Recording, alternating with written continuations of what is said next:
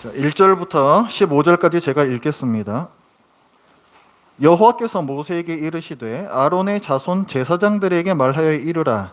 그의 백성 중에서 죽은 자를 만짐으로 말미암아 스스로를 더럽히지 말려니와 그의 살부치인 그의 어머니나 그의 아버지나 그의 아들이나 그의 딸이나 그의 형제나 출가하지 아니한 처녀인 그의 자매로 말미암아서는 몸을 더럽힐 수 있느니라. 제사장은 그의 백성의 어른인즉 자신을 더럽혀 속되게 하지 말지니라. 제사장들은 머리털을 깎아 대머리 같게 하지 말며 자기의 수염 양쪽을 깎지 말며 살을 베지 말고 그들의 하나님께 대하여 거룩하고 그들의 하나님의 이름을 욕되게 하지 말 것이며 그들은 여호와의 화제 곧 그들의 하나님의 음식을 드리는 자인즉 거룩할 것이라. 그들은 부정한 창녀나 이혼당한 여인을 취하지 말지니 이는 그가 여호와 하나님께 거룩함이니라. 너는 그를 거룩히 여기라. 그는 내 하나님의 음식을 드림이니라. 너는 그를 거룩히 여기라. 너희를 거룩하게 하는 나 여호와는 거룩함이니라. 어떤 제사장의 딸이든지 행음하여 자신을 속되게 하면 그의 아버지를 속되게 함이니 그를 불사를 지니라. 자기 형제 중 관유로 부음을 받고 위임되어 그 예복을 입은 대제사장은 그의 머리를 풀지 말며 그의 옷을 찢지 말며 어떤 시체에든지 가까이 하지 말지니 그의 부모로 말미암아서도 더러워지게 하지 말며 그 성소에서 나오지 말며 그의 하나님의 성소를 속되게 하지 말라. 이는 하나님께서 성별하신 관유가 그 위에 있음이니라. 나는 여호와이니라. 그는 처녀를 데려다가 아내를 삼을지니 과부나 이혼당한 여자나 창녀짓을 하는 더러운 여인을 취하지 말고 자기 백성 중에서 처녀를 취하여 아내를 삼아 그의 자손이 그의 백성 중에서 속되게 하지 말지니 나는 그를 거룩하게 하는 여호와임이니라. 아멘.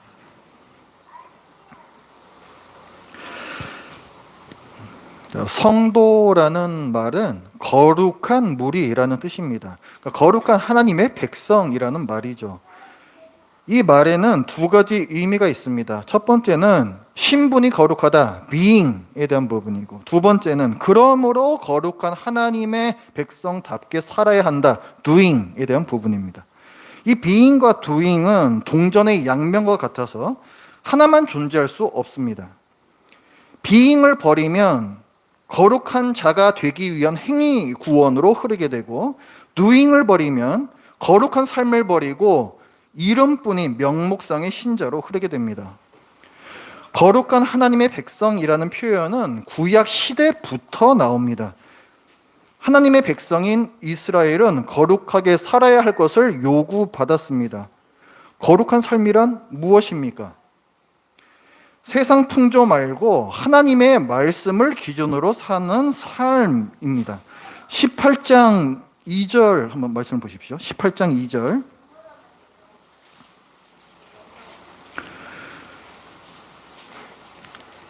18장 2절부터 5절까지 우리 한 목소리로 읽어보겠습니다. 2절부터 시작. 너는 이스라엘 자손에게 말하여 이르라. 나는 여호와 너의 하나님이니라. 너희는 너희가 거주하던 애굽 땅의 풍속을 따르지 말며 내가 너희를 인도할 가나안 땅의 풍속과 규례도 행하지 말고 너희는 내 법도를 따르며 내 규례를 지켜 그대로 행하라. 나는 너희의 하나님 여호와이니라. 너희는 내 규례와 법도를 지키라. 사람이 이를 행하면 그로 말미암아 살리라. 나는 여호와이니라. 이것이 거룩한 삶입니다. 너희들이 살던 애굽 땅 사람들처럼 살지 말고 너희들이 앞으로 들어갈 땅 가나안 사람들 그들의 풍속과 그들의 법도대로 살지 말고 내 규례와 내 법도대로 살아라. 이것이 거룩한 삶이에요. 내가 거룩하니 너희도 거룩하라는 게 레위기의 주제입니다. 하나님께서 출애굽한 이스라엘 백성에게 말씀하시고 계시죠. 하나님께서는 이 백성을 바로 시내 산에 데려오셔서 거룩하게 살기 위한 그 지침, 쟤네들 말고 내가 주는 규례와 법도 그걸 시내 산에서 주시는 거예요. 그 중에 일부가 이 레위기입니다. 즉 하나님께서는 내가 거룩하니 너희도 거룩하라. 거룩한 백성이 필요하여 히브리인들을 자기 백성 삼으신 거예요. 그런데 왜 전지전능한 하나님께 거룩한 백성이 필요하겠습니까? 알아서 다 하시면 될 것을. 왜 하나님께 거룩한 백성이 필요한가? 그것은 하나님께서 이 세상을 창조하신 목적과 관련이 되어 있습니다. 하나님께서 아담과 하와를 창조하시고 명령하셨습니다. 생육 번성하여 땅을 정복하라. 에덴 동산의 경계를 온 세상에까지 넓혀 나갈 사명을 주신 거예요. 에덴 동산은 무엇입니까? 에덴 동산은 하나님께서 임재해 계신 성전이고, 아담이 하나님께 순종하며 땅을 경작해야 하는, 다스리며 돌봐야 하는 하나님 나라였습니다. 즉 아담과 하와가 받은 사명은 성전과 하나님 나라를 온 세상으로 넓혀가는 것입니다. 하나님께서는 창세 때부터 아담과 하와, 그리고 그들이 생육 번성한 그들의 후손 인류가 하나님의 뜻대로 이 세상을 섬기며 다스리는 그 그림을 갖고 계셨습니다. 그런데 순종의 시금석이라고 할 수 있는 선과 악을 알게 하는 나무의 열매는 따먹지 말라는 그 단 하나의 금지 명령을 아담과 하와가 어김으로써 반역을 저질렀습니다. 이로 인해서 그들은 하나님과 세상 사이에서 수행해야 할 왕과 제사장의 그 자격과 사명을 잃어버렸습니다. 이 타락한 죄성은 아담과 하와의 후손들에게도 이어집니다. 그들은 뿔뿔이 흩어졌고 하나님의 말씀을 등지고 자기 욕심대로 살았습니다. 하나님께서 노아 시대에 대홍수를 일으켜서 다시 리스타트를 시켜보셨지만 그래도 소용이 없었어요. 인간의 부패한 이 마음이라는 것은 또다시 온 땅을 덮기 시작했습니다. 그래서 하나님께서는 새로운 아담이라 할 수 있는 아브라함과 그의 후손인 이스라엘을 통하여 자기 백성이 세상을 섬기고 다스리는 그 본래의 그림을 이루려 하셨습니다. 그래서 애굽에서 노예로 살던 이스라엘을 구원하시고 그들에게 왕과 제사장의 역할을 맡기세요. 출애굽기 19장 5절 말씀 보십시오.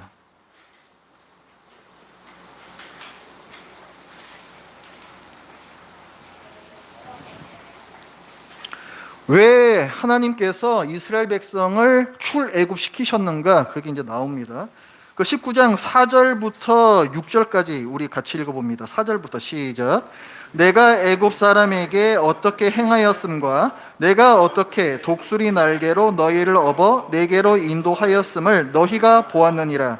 세계가 다 내게 속하였나니 너희가 내 말을 잘 듣고 내 언약을 지키면 너희는 모든 민족 중에서 내 소유가 되겠고 너희가 내게 대하여 제사장 나라가 되며 거룩한 백성이 되리라. 너는 이 말을 이스라엘 자손에게 전할지니라. 자, 4절에 보면은 왜 하나님께서 이스라엘 백성을 애굽에서 끄집어 냈는가를 이제 말씀을 시작을 하세요. 그 5절에 보면 뭐라고 되어 있습니까?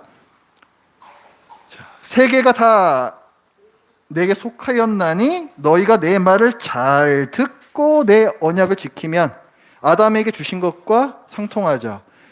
아담이 하나님께 순종하는 한 비슷한 거예요. 그러면 너희는 모든 민족 중에서 내 소유가 되겠다. 모든 민족보다 높여주시겠다는 거예요. 왕의 그 직분과 사명을 말씀하시는 것입니다. 그 다음 그 밑에 나오는 6절에는 그 제사장으로서의 이스라엘이 나와요. 자, 6절. 너희는 내게 대하여 제사장 나라가 되며 명시를 하고 있습니다. 하나님을 등지고 사는 다른 민족들을 하나님께로 되돌아오게 해야 하는 사명, 그것을 이스라엘에 가졌다는 거예요. 그러니까 하나님께는 이 일을 할 거룩한 백성이 필요하신 것입니다. 그래서 히브리 민족을 끌어내서 자기 백성 삼으신 거예요. 그래서 그 방금 읽은 그 6절 말씀에 보면은 거룩한 백성 삼겠다, 이런 표현이 또 나오죠. 이 출애굽 이스라엘을 어디로 데려가세요? 시내산 왔다가 나중에 어디로 데려가십니까? 가나안 땅으로 데려가시죠. 그 가나안 땅이라는 것도 의미가 있어요. 왜 하필 가나안 땅일까요? 그런 생각 안 해보셨습니까? 왜 하필 가나안 땅일까? 당시에 보면은 이참에 이집트라든가 바벨론 지역이라든가 이쪽이 다 큰 강이 있는데요. 이곳이 훨씬 더 젖과 꿀이 흐르는 땅입니다. 그런데 왜 젖과 꿀이 흐르는 땅을 데려가겠다 하시면서 하필이면 가나안 땅일까요? 그런 생각 안 해보셨습니까? 가나안 땅은요, 요즘 그 성경 파노라마 좀 배우고 계시죠? 지도 보셨을 텐데 그 가나안 땅은 그 위치가 유럽 대륙하고 아시아 대륙하고 아프리카 대륙하고 그 사이에 딱 중간에 끼어 있습니다. 그리고요, 이 지역이 여기 보면은 바다가 있죠. 그 다음에 이쪽에는 광야, 사막이 있죠. 그래서 유럽, 아시아, 아프리카 사람들이 서로 무역을 하려면 반드시 지나가야 하는 지역이 바로 가나안 땅입니다. 무슨 의미가 있는 거냐면은 이스라엘 백성이 하나님 나라의 모습을 구현해서 살고 있으면 그 길을 지나다니는 이 세 대륙의 사람들이 모두 다 그것을 볼 수가 있는 거예요. 하나님 나라를 전시하기에 이보다 더 좋은 장소가 없습니다. 이 가나안 땅이라는 이 위치만 봐도 단순하게 잘 먹고 잘 살게 해주는 비옥한 땅을 주시는 거구나, 그게 아니라는 거예요. 왕과 제사장의 역할, 그 사명을 이스라엘 백성에게 주셨기 때문에 그 땅도 주시는 겁니다. 한편 이 지리적인 특징이 이스라엘에게 위협이 되기도 해요. 무역로라 그랬죠, 그 지역이. 그러면은 이스라엘 백성들은 다른 나라의 문화, 문물들을 많이 접하게 되죠. 이건 뭘 얘기하는 거냐면은 물질적 풍요에 노출이 된다는 거예요. 그리고 이 땅은 단순히 무역하기 위해서만 지나다니는 땅이 아니고 이 나라가 저 나라를 공격해 가려고 해도 반드시 지나가야 하는 땅입니다. 그러면은 이스라엘은 거의 동네북이 될 수 있어요. 지나가는 길에 길을 확 벌려면 이스라엘을 치고서 가야 됩니다. 동네북이 될 수가 있는 거예요. 그러니까 뭐가 중요한 거예요? 국가 안보가 중요하죠. 물질적 풍요와 국가 안보의 위협이 있는 땅이 또한 가나안 땅입니다. 현대 사회에서 경제적 번영과 국가 안보는 당연한 중요성을 넘어 그 자체가 목적이 된 이데올로기입니다. 신의 자리를 차지하고 있어서 거기에 대해서 아무도 토를 달지 않아요. 그리고 모든 수단을 다 정당화시키는 것이 물질적 번영과 국가 안보입니다. 고대 시대에도 이 국가 안보와 물질적 번영이라는 신의 자리를 차지할 수 있는 이 우상들,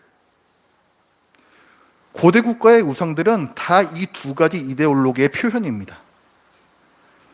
이스라엘도 우상을 섬기기 쉬워요. 뒤에는 우상을 숭배했던 430년간의 종살이 시절이 있었고, 이제 앞에는 이미 우상을 섬기고 있는 그 가나안 사람들이 살고 있는 땅으로 들어가야 합니다. 그러니까 우상을 섬길 유혹이 굉장히 큰 거죠. 그런 이스라엘에게 필요한 것이 무엇이겠습니까? 물질적 풍요와 국가 안보를 주는 신은 오직 여호와밖에 없다. 이 바른 인식이 필요해요. 그래서 레위기 누가 썼어요? 하나님께서 모세를 통해서 쓰게 하신 거죠? 모세가 뭐부터 씁니까? 그래서 창세기를 쓰는 거예요. 이 세상에 신은 여호와 하나님 한 분밖에 없으며 다른 것들은 다 피조물이야. 쟤들 애굽에서 섬기는 거, 가나안에서 섬기는 거, 뭐 해, 달, 별 이런 거 다 포함해가지고 그거 다 피조물이야. 진정한 하나님은 여호와 하나님 한 분이셔. 그래서 창세기부터 나오는 겁니다. 출애굽할 때에도 어떤 일이 일어나요? 열재앙이 있잖아요. 그 열재앙이 나타날 때 무슨 심판 나오는데 그 대상들이 다 애굽에서 섬기는 신들이었습니다. 그러니까 이 열재앙은 애굽의 신은 아무것도 아니다, 그것을 폭로하는 그 의미가 있었어요. 그리고 또 이스라엘이 기억해야 할 것이 무엇입니까? 자기네들의 신분과 사명을 기억해야 합니다. 하나님 말씀대로 다스리는 나라를 구현하는 그 왕의 신분과 사명, 또 그 하나님 나라를 다른 민족들에게 전시하는, 그래서 그 사람들이 여기 정말 좋은 나라구나 하고 하나님에게로 돌아오도록 하는 제사장의 신분과 사명, 그래서 하나님께서는 그 하나님 나라를 일단 만들어야 뭐가 다 되는 거잖아요. 그래서 그 하나님 나라의 헌법이라 할 수 있는 이 율법을 가나안 땅에 들어가기 전에 다 가르쳐 주십니다. 하나님께서 지루한 레위기 규정들을 왜 주셨는가? 이스라엘을 왕과 제사장 삼으셔서 하나님 나라를 이 땅에서 시작하시고 모든 민족이 그걸 보고 하나님께 돌아와 섬기게 하기 위함이다. 온 세상을 하나님 나라와 성전으로 삼으시려는 하나님의 창세 때부터의 그 목적을 이루시기 위함이다. 이 사실을 기억하면서 레위기를 읽어야 합니다. 우리 그리스도인은 아브라함의 영적 후손, 영적 이스라엘이라고 부르기도 합니다. 우리 역시 거룩하게 살아야 합니다. 이 사실을 부정하는 사람은 아무도 없어요. 문제는 예배 때에는 구별된 시간에 구별된 장소에서 예배라는 구별된 행위를 통해 뭔가 좀 거룩한 것 같은데 세상에 나가면 너무 바쁘고 또 정신이 없고 그래서 비그리스도인들과 별다를 것 없는 하루를 산다는 점입니다. 주일에 온 세상 모든 교회에서 고백하는 기도가 뭐예요? 그러나 우리는 지난 한 주 동안에도 그리스도인답지 못하게 살았음을 고백합니다. 이게 우리의 실존이고 현실인 거예요. 하나님의 백성은 예배 드릴 때와 그 다음에 예배 끝난 후에 이 삶, 이 두 가지에서 모두 거룩해야 됩니다. 구약시대에도 마찬가지였어요. 이 레위기 규정도 마찬가지입니다.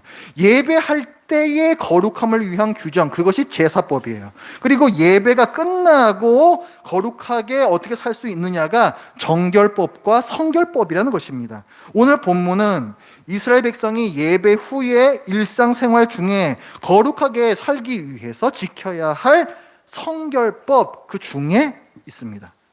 특히 오늘 본문은 제사장이 지켜야 할 규례예요. 오늘 보면 그 1절 말씀을 보면은 자, 제사장들에게 이르라. 제사장들에게 주시는 말씀입니다. 이 제사장과 또 대제사장이 있죠.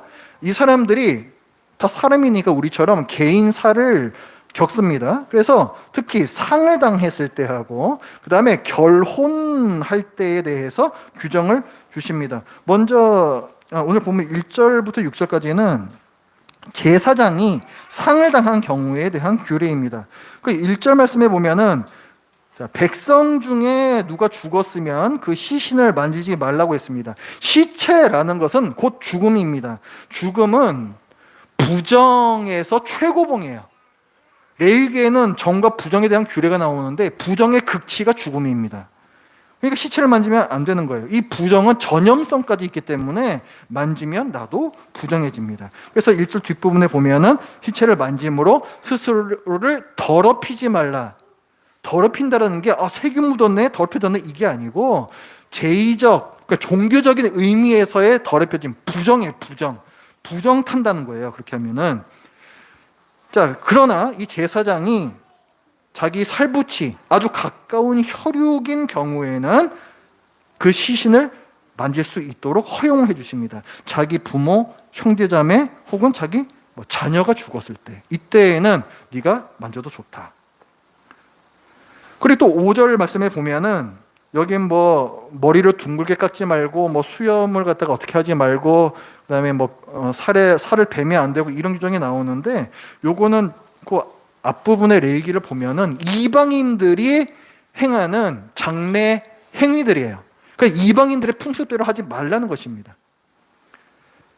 자, 왜 제사장이 이렇게 해야 되는가? 왜 이렇게 조심해야 되는가? 왜냐하면 4절과 6절을 보면 제사장은 백성의 대표로서 하나님께 가까이 나와 제사를 드리는 사람이기 때문이다. 하나님의 음식이라고 여기 표현을 했습니다. 화제, 불로 살라서 드리는 제사, 이것을 하나님의 음식이라고 표현을 했는데 당연히 하나님께서 드시는 분 아닙니다. 제사를 이렇게 표현한 거예요. 그러니까 제사장은 백성을 대표하여 하나님께 더 가까이 나아가야 하기 때문에 더 거룩해야 합니다. 부정해져서는 안 되는 거예요. 그 다음에 7절부터는 제사장이 제가 결혼할 때 그때에 대한 규례입니다. 자, 거기 보면은 부정한 창녀, 이혼당한 여인을 아내로 삼지 말라. 왜 그런가?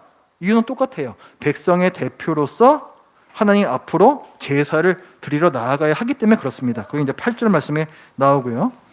그 다음에 이어지는 건 이제는 대제사장이에요. 지금까지는 그냥 제사장이었고 이제부터는 대제사장에 대해서 나옵니다. 똑같아요. 장례, 상을 당했을 때에 대해서 나오고 또 결혼할 때에 대해서 나와요. 자, 대제사장은 상을 당했을 때 어떻게 해야 하는가? 10절 말씀을 보면, 자, 10절 말씀. 만일 상전, 이게 아닌 것 같은데요? 죄송합니다. 제가 출애굽기를 보고 있네. 네. 자, 레위기 21장 10절. 자기의 형제 중 관유로 부음을 받고 위임되어 그 예복을 입은 대제사장은 그의 머리를 풀지 말며 그의 옷을 찢지 말라. 머리 풀고 옷을 찢고 하는 건요, 이거는 백성들에게 허용이 된 거예요. 그리고 제사장도 이 애국행위는 허용이 됐습니다. 그런데 제사장은 이것까지도 하지 말라고 돼 있어요. 그러니까 제사장보다 더 엄격한 거죠. 이 엄격함은 다른 규정들에서도 볼 수 있습니다. 그 미세나누어 말씀을 보면 자기 살부치가 죽었더라도 그 장례에 참여조차 할 수 없어요. 시신을 아까 만지지 말라는 게 1절 말씀에 나왔었죠. 제사장은 시체를 만지지만 않으면 돼요. 그러니까 좀 멀리서라도 혹은 지금 여기 장례식을 치르고 있으면 그곳에 같이 있어도 된다는 거죠. 근데 대제사장은 시체에 가까이 하지 말라. 더 정확한 표현은 시신과 같은 공간에 있지 말라, 이렇게 되어 있어요. 그러니까 훨씬 더 엄격한 겁니다. 왜 그런가? 부정하게 되기 때문에 그런 거예요. 부정하게 되기 때문에 11절에 이제 그 더럽혀진다 이런 말씀이 이제 나옵니다. 그리고 그래서 그렇기 때문에 혹시라도 네가 그렇게 부정하게 되면 안 되기 때문에 12절에서 뭘 얘기해요? 그 장례 기간 동안에 성소에서 나오지도 말라, 이렇게 말씀하세요. 아예 자체 격리 시키는 거예요. 그 다음에 13절부터는 대제사장의 결혼에 대한 규례입니다. 말씀을 보면은 이스라엘 처녀와만 결혼해야 된다라고 규정을 합니다. 여러 가지 의미가 있어요. 첫 번째는 대제사장이 거룩하기 때문에 거기에 걸맞는 배우자와 결혼해야 한다라는 것이죠. 또 하나의 의미는 그 15절 말씀을 보면은 그의 자손이 그의 백성 중에서 속되게 하지 말지니라는 표현이 나와요. 그의 자손은 대제사장의 자손입니다. 결혼하면은 아이를 낳을 거잖아요. 자, 제사장직은 세습이에요. 세습. 아론의 가문에서만 나오는 거란 말이에요. 그렇기 때문에 대제사장의 아들은 제사장이 될 사람들입니다. 그렇기 때문에 그를 위해서도 처녀와 결혼해라 라고 얘기를 하고 있어요. 흠이 될 만한 일이 없도록 하라는 거예요. 또 하나의 의미는, 자, 이 결혼이라는 것은 언약이잖아요. 하나님과 그의 백성 이스라엘 사이의 이 언약을 보여주는 하나의 상징이기도 합니다. 이스라엘이 하나님만 섬겨야 되죠. 하나님도 섬기고 바알신도 섬기고 하면 안 되죠. 그래서 대제사장은 다른 남자를 알지 못하는 처녀와만 결혼해야 된다라는 규정을 주십니다. 그 14절 말씀에 보면은 아까 제사장하고 그 비교해 보면은 결혼 금지 대상에 하나가 더 추가돼요. 과부와도 결혼하면 안 된다. 그건 제사장 규정에는 없었거든요. 왜 여기 그런 추가되는가?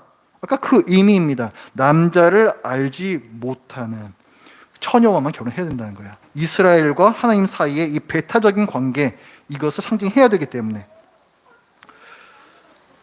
자, 이 말씀을 이제 결론을 내 보면은 이스라엘 백성은 하나님께서 세우신 왕과 제사장으로서 거룩해야 한다. 그리고 제사장과 대제사장은 장례와 결혼이라는 지극히 개인적인 일에 있어서까지도 거룩함을 잃지 않도록 각별히 힘써야 한다.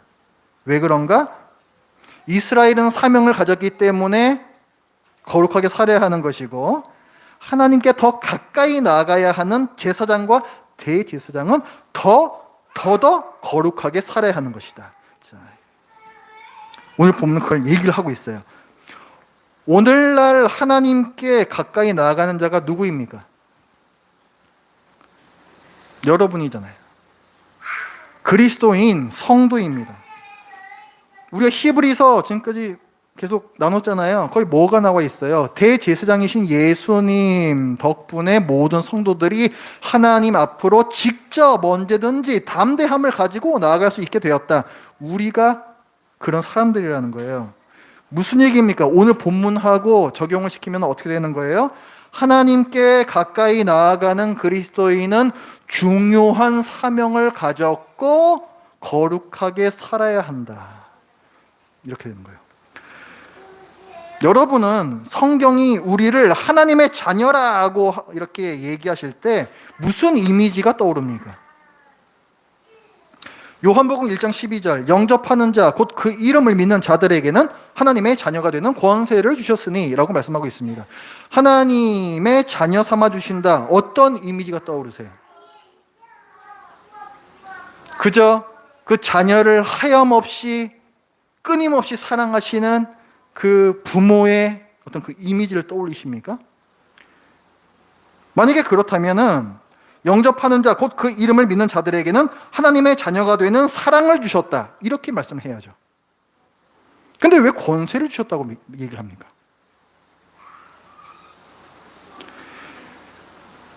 인류 중에서 하나님의 최초의 아들이 누구예요? 아담이에요, 그게. 누가복음 3장에 보면 예수님의 족보가 쫙 나오죠? 자, 아무개의 위는 아무개요, 아무개의 위는 아무개요, 이렇게 쭉 올라갑니다. 마지막 부분에 보면은 그 위는 셋이요, 그 위는 아담이요, 그 위는 하나님이시라, 이렇게 나와요. 그러니까 하나님의 아들로서 아담이 나오는 거예요. 아담은 하나님의 아들로서 이 세상을 기업으로 받습니다. 기업으로라는 것은 아버지께로부터 받는 재산이에요. 아담은 하나님의 아들이기 때문에 그걸 받는다고요. 아담은 아들로서 이 세상을 받아 왕과 제사장으로 섬기는 권세까지 받습니다. 아들이기 때문에 그 권세를 받을 수가 있는 거예요. 이스라엘 역시 하나님의 아들입니다. 하나님께서 모세를 애굽 왕 바로에게 보내셔서 뭐라고 말씀하시냐면 출애굽기 4장 22절 23절 말씀을 보면은 이스라엘은 내 아들 장자라. 그러니 내 아들을 보내주어 나를 섬기게 하라. 이렇게 얘기를 해요. 내 아들 장자라고 표현하세요. 이스라엘은 하나님의 아들, 즉 아담의 계승자입니다. 이 세상에서 왕과 제사장으로 섬기는 권세를 받은 민족이라는 거예요. 그래서 내 아들을 보내주어 나를 섬기게 하라. 이렇게 말씀하십니다. 여러분 다윗 잘 아시죠?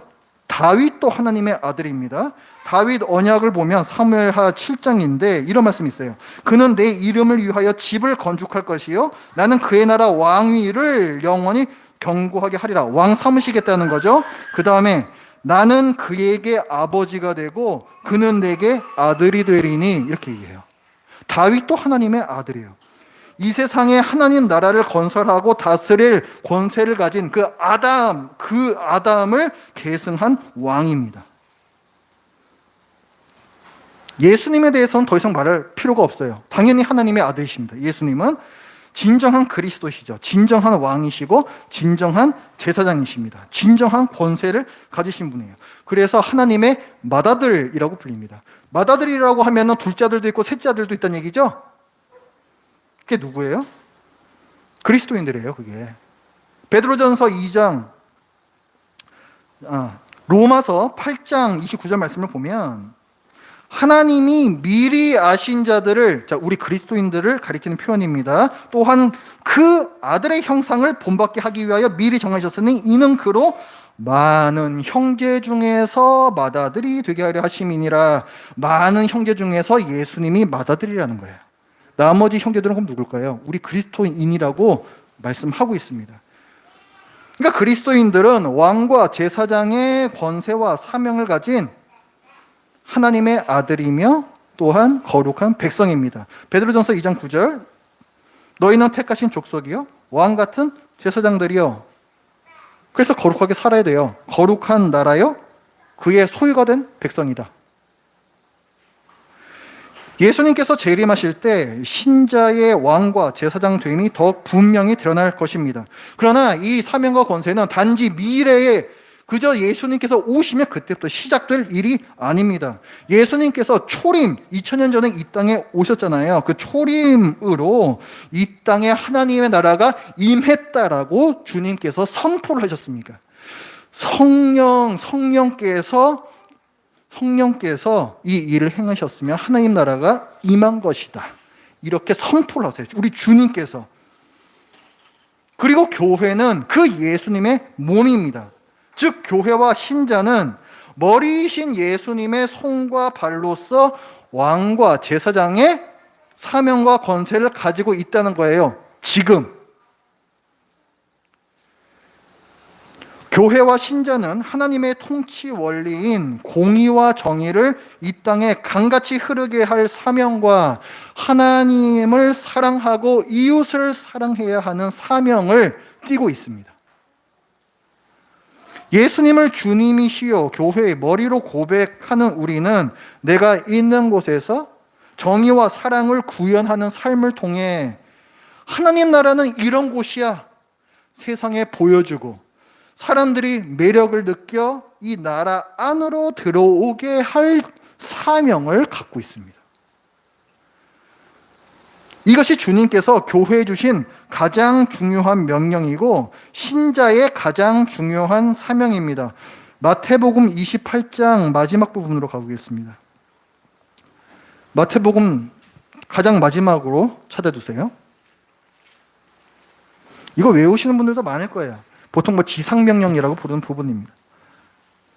마태복음 28장 18절부터 20절까지 우리 한 목소리로 읽어봅니다. 18절부터 시작. 예수께서 나와 말씀하여 이르시되 하늘과 땅의 모든 권세를 내게 주셨으니 그러므로 너희는 가서 모든 민족을 제자로 삼아 아버지와 아들과 성령의 이름으로 세례를 베풀고 내가 너희에게 분부한 모든 것을 가르쳐 지키게 하라. 볼지어다 내가 세상 끝날까지 너희와 항상 함께 있으리라. 아멘. 자, 이 말씀을 보면요. 자, 예수께서 뭐라고 말씀해요? 18절에 보면 하늘과 땅의 모든 권세를 내게 주셨다. 하늘과 땅, 천지 창조를 떠올리게 하는 말씀입니다. 무슨 말이냐면은 하늘과 땅의 권세, 이 하늘과 땅을 만드시고 권세를 갖고 계시는 그 하나님, 교회의 머리 되시는 우리 주님께서 20절에 보면은 세상 끝날까지 우리와 항상 함께 있으리라 말씀하세요. 결국 이 권세는 누구에게도 있는 것이다? 우리에게도 있는 거야. 그 주님께서 뭐라고 말씀하시냐면 모든 민족을 제자 삼아 내가 너희에게 분부한 모든 것을 가르쳐 지키게 하라. 뭐예요? 하나님 말씀대로 살아내는 거룩한 백성으로 만들어 가라라는 얘기죠. 백성들이 하나님의 말씀대로 살게끔 하는 게 누구입니까? 그게 왕이 해야 할 역할인 거예요. 이스라엘 왕은 항상 그 일을 했어야 되는 거예요. 그래서 자기 옆에다가 율법의 등서본을 두고 항상 그걸 봐야 했던 사람이 바로 왕입니다. 예수님께서는 신자들에게, 그리스도인들에게 뭘 말씀하시는 거예요? 왕의 사명에 대해서 말씀하시는 거예요. 그 다음에 모든 민족에게 아버지와 아들과 성령의 이름으로 세례를 베풀라. 뭡니까? 세례를 베푼다는 것은 하나님 믿는 사람들 되게 하라는 거죠. 하나님을 등진 사람들을 하나님 나라 안으로 초청해서 들어오게 하라는 제사장의 사명을 말씀하는 겁니다. 그러니까 예수님의 지상명령, 가장 상위에 있는 중요한 이 명령은 모든 민족이 하나님 나라의 백성이 되고 온 세상이 하나님의 성전이 되는 그 창세 때의 하나님의 목적을 성취하는 것입니다. 이 왕과 제사장의 사명을 교회, 거룩한 백성인 성도, 내가 갖고 있다고요. 내가. 그래서 베드로는 하나님의 신자들에게 권면합니다. 베드로전서 2장 10절부터의 말씀에는 너희가 전에는 백성이 아니더니 이제는 하나님의 백성이요. 너희 이제 하나님의 백성이라는 거예요. 전에는 긍휼을 얻지 못했더니 이제는 긍휼을 얻은 자니라. 사랑하는 자들아, 거리민과 나그네 같은 너희를 권하노니 뭘 권하는가? 영혼을 거슬러 싸우는 육체의 정욕을 제어하라. 너희는 이제 하나님의 백성이 되었으니 이제 육체의 정욕에 따라 살지 말라. 거룩하게 살라는 거예요. 하나님의 백성이니 내가 거룩하니 너희도 거룩하라. 그 레위기의 말씀이 그대로 나오는 것입니다. 성도의 거룩함이란 죄성대로 나의 정욕대로 살지 않는 거룩함입니다. 말씀과 기도로 거룩하여짐이라 라고 했습니다. 뭘까요? 여러분의 집에서 열심히 말씀 보시고 기도하시고, 자, 그러면 그것이 거룩한 삶이다. 물론 그것은 거룩한 삶입니다. 하지만 거기서 그치는 게 아니에요. 말씀을 보시고 기도하면서 내 마음의 정욕을 누르고 이 세상에서 하나님의 백성답게 하나님의 사랑과 공의를 드러내어 하나님 나라를 구현하는 것, 거기까지가 거룩한 삶입니다. 그래서 경건은 모양에 있지 않고 능력이 있다라고 말을 하는 거예요. 디모데전서 4장 4절부터의 말씀입니다. 하나님께서 지으신 모든 것이 선함에 감사함으로 받으면 버릴 것이 없나니 하나님의 말씀과 기도로 거룩하여짐이라. 우리는 말씀과 기도로 거룩하여져야 됩니다. 성경 말씀대로 산다는 건 뭘까요? 예수님께서 딱 요약을 해주셨어요. 그 두 가지가 뭡니까? 하나님 사랑하라, 이웃을 사랑하라. 이 두 가지입니다. 이스라엘 백성들이 왜 멸망당했어요? 말씀 기도 생활 안 해가지고 멸망당했습니까? 아니에요. 누구보다도 말씀 기도 생활 열심히 했던 사람들입니다. 그들은 그러나 하나님을 사랑하지 않고 우상을 섬겼고 이웃을 사랑하지 않고 사회적 약자를 착취하는 불의를 행했습니다. 그래서 멸망당했어요. 경건은, 거룩함은 모양에 있지 않고 그 능력에 있습니다. 정의와 사랑을 실현하면서 사는 것, 이것이 성도의 거룩함이에요. 신약의 성도는 죽은 자 만져도 괜찮습니다. 재혼하는 분과 결혼해도 거룩함을 잃지 않습니다. 왜? 우리는 예수님의 지체, 손과 발인데 거룩하신 예수님께서 부정의 문제를 완전히 해결해 주셨기 때문에 그렇습니다. 예수님께서는 죄의 문제만 해결하신 게 아니라 부정의 문제까지도 완전히 해결해 주셨습니다. 이 땅에 오신 성자 하나님 예수님께서는 율법으로 규정되었던 그 부정함의 대표격, 혈루병 환자, 피가 계속 나오는 유출증 환자도 고치셨고, 나병 환자도 고치셨고, 관에다가 친히 손을 대시어서 시체를 일으키기도 하셨습니다. 예수님의 거룩함은 부정함을 정복합니다.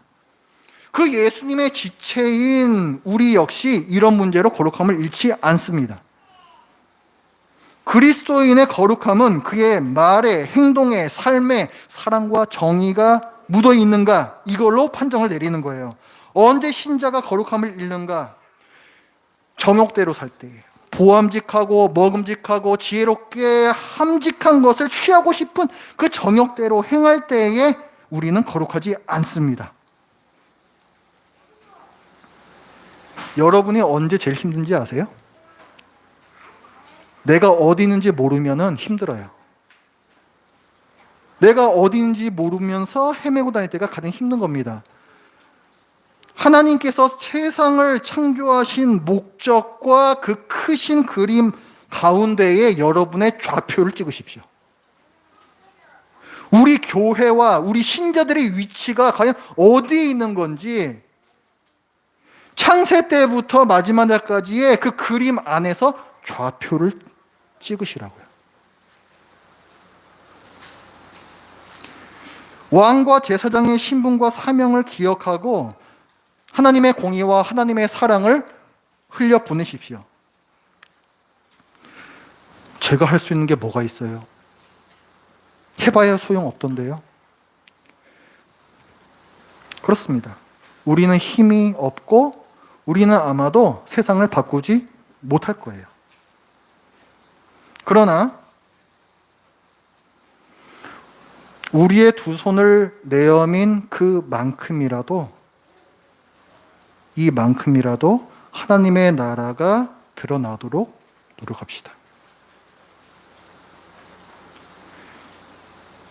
물질의 여유가 있다면 작은 물질이라도 그게 필요한 사람에게 흘려 보냅시다.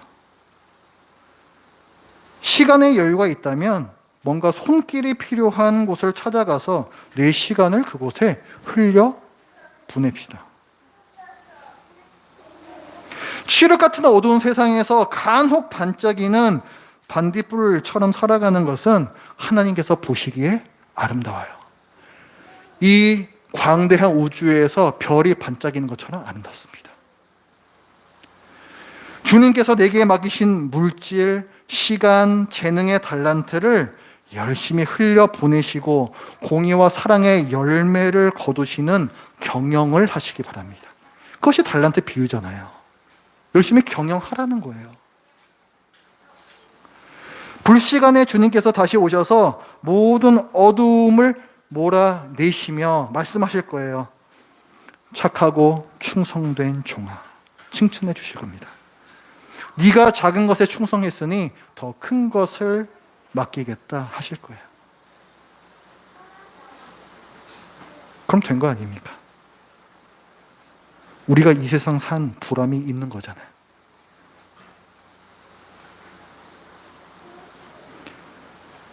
여러분의 의미를 여러분의 정욕에서 찾지 마세요. 헛발질입니다. 하나님께서 우리를 창조하신 목적이 있어요. 그 목적대로 살 때 우리의 삶이 의미가 있는 것이고 우리의 삶이 아름답고 실제로 나도 행복한 거예요. 좌표를 잘 찍으시기 바랍니다. 기도합니다.